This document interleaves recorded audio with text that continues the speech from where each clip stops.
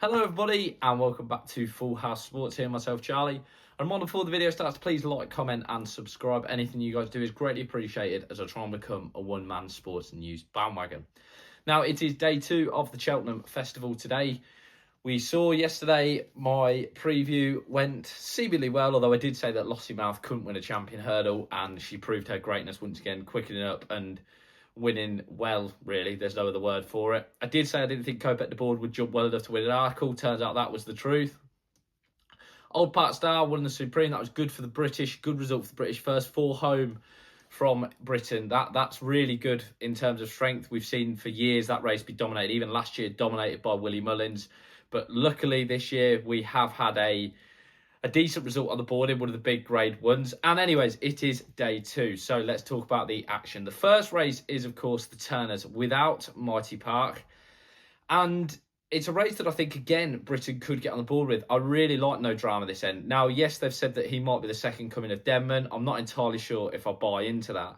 But I do think that he is a horse that has literally done his work with No Drama on his end. He, of course, won the Grade 1 round Newbury in impressive fashion. For me, he's the best horse in the race. I think the fact that Mighty Park doesn't show up here, talk the talk. A lot of his threats went for the Supreme. I think King Rasco Grey could be a factor in it. I like the way he won his maiden. Yes, he was beaten at Leopardstown at the DRF, but I do think that's probably the only negative about it. But I think he will be a big threat, but I do think that it will be a win for No Drama's end and another good start to the day for the British. Then is the Brown Advisory, and this is a race that actually I really, really like. I think there's a lot of... It's an even race. Yes, it's going to be a question mark over who goes off favourite. Romeo Coolio going this route. His form, of course, has been franked by Cargesi winning the Arkle. There's also, of course, Final Demand, who, yes, has been at times iffy, but is a horse that still has a lot of class about him. There's also other factors as well. The Big Westerner, Western Fold. Wendigo is a horse I really like. And one as well at a bigger price that I think could run well is Thomas Moore, who's 66 to 1, but wasn't far off at Kempton behind Wendigo and Kitzbühel, who also goes in this race. And I've got to say, those two are the horses that I like. Yes, Kitzbühel did, of course, unseat his rider, Paul Townend, at Sandown last time out in the Henry VIII. But I do think that Kitzbühel and Thomas Moore are two that I like the look of. I do think that them 3, Wendigo, that race I think is a strong race. I'm not really a fan of Final Demand, to be honest with you. Romeo Coolio, it's an extended now race. It's 3 miles, 1 furlong. I'm not sure he's going to have enough stamina to win this race, if I'm honest with you.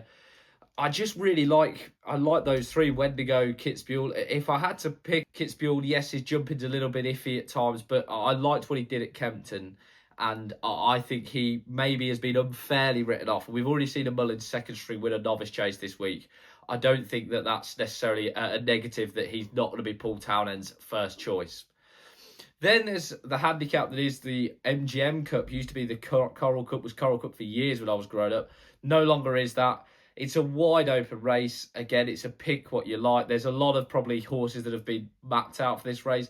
One that caught my eye was Lucky Place with Brian Hughes on board. He's been a trading grade company at staying handicaps before. That's not necessarily a bad thing. I think we've seen that route taken a few times in this race. Well, I like Lucky Place, but again, it's a pick what you like race. And the cross country is a race that is a favourite of mine. I love it because, again, I love big staying handicap chases. I love the fact as well that it's a bit of a Grand National trial these days.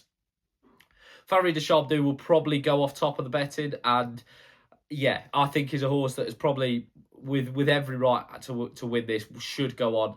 There's some old favourites in there as well. Fakir Dudari goes round for Ed the Bolger. He's usually good at turning these JP McManus horses round into cross-country horses. He's done it quite a lot. But I do think that the top 2, Favori de Chambou and Stumptown, will be the top 2 in terms of filling the places. And although it's very boring, I do think Favori de Chambou.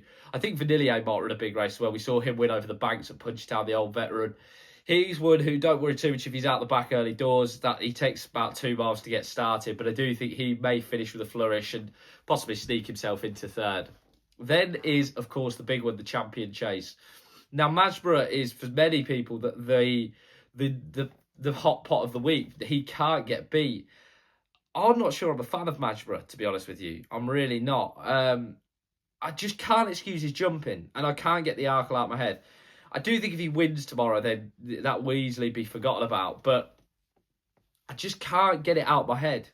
The problem I think will be, though, not the problem, but I think the thing is there anything in this race that was in either the article last year in terms of Django Bay and others, and also is there anything in this race that's been in his race this season in terms of like Marine National? They're not there.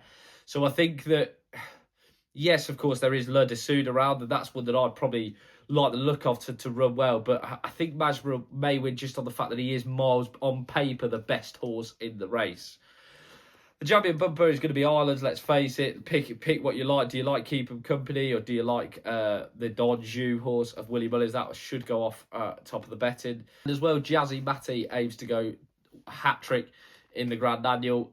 Listen, that's again another pick-up. It's pick what you like.